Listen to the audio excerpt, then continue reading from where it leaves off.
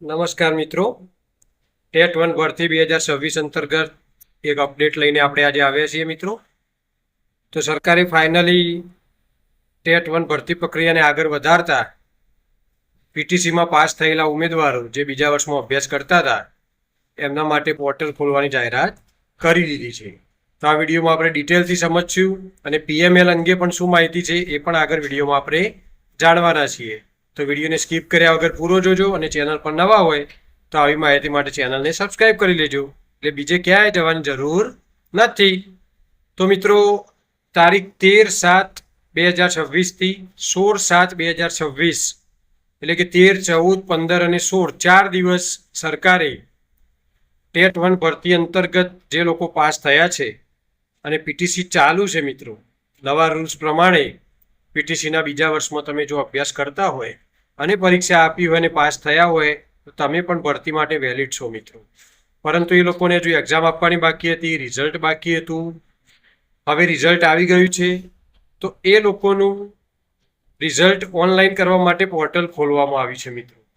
તો એ લોકોએ પોતાનું રિઝલ્ટ હજી હાર્ડ કોપી તો આવી નથી, પરંતુ ઓનલાઈન મેળવીને એમાં સ્વપ્રમાણિત કરીને પોતાનું પોર્ટલ ખોલી એની અંદર એને અપલોડ કરવાનું છે.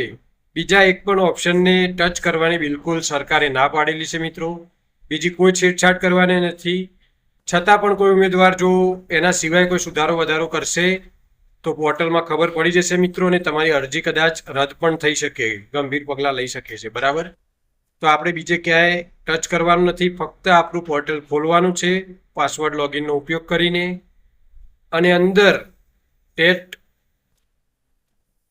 પીટીસીમાં તમે બીજા વર્ષમાં જે પાસ થયા છો એની માર્કશીટ માત્ર અપલોડ કરવાની સૂચના આપવામાં આવી છે.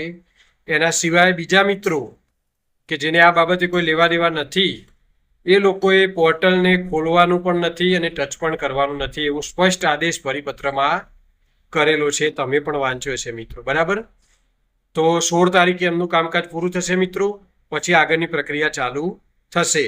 તો આ હતી માત્ર ટેટના ભરતીને રિલેટેડ માહિતી. એના સિવાય હાઈકોર્ટનો ચુકાદો મિત્રો 13 તારીખે આપણી તારીખ હતી, તો 13 તારીખે કંઈ થયું નથી અને 20 તારીખ પડી છે મિત્રો, 20/7/2026.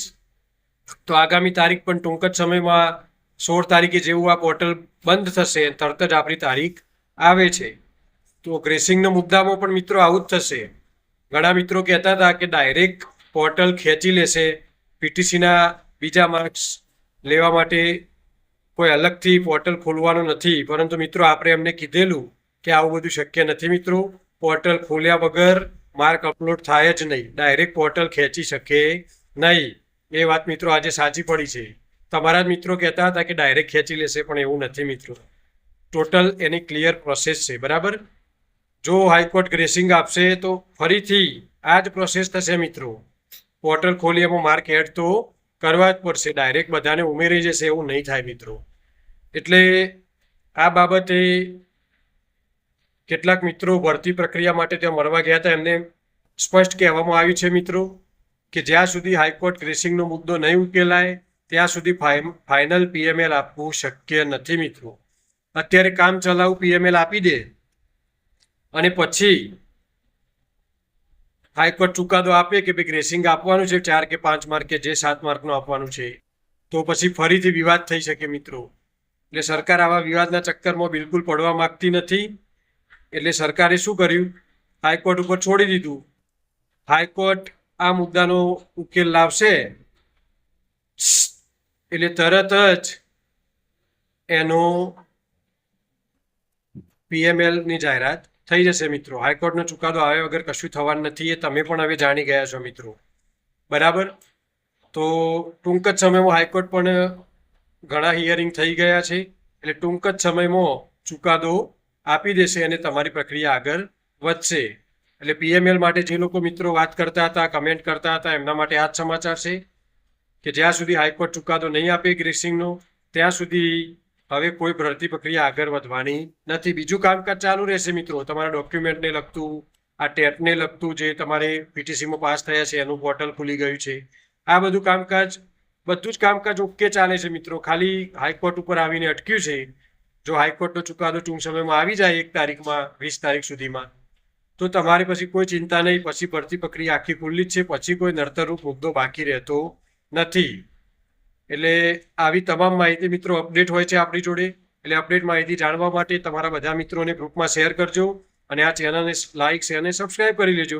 એટલે જેવી અપડેટ આવશે 20 તારીખે તરત જ આપણો વિડીયો સાંજે આવી જશે. બીજે ક્યાંય જવાની જરૂર નથી મિત્રો. ચેનલને લાઇક શેર અને સબસ્ક્રાઇબ કરી રાખો એટલે તમારું કામ બિલકુલ આસાન થઈ જશે. ધન્યવાદ.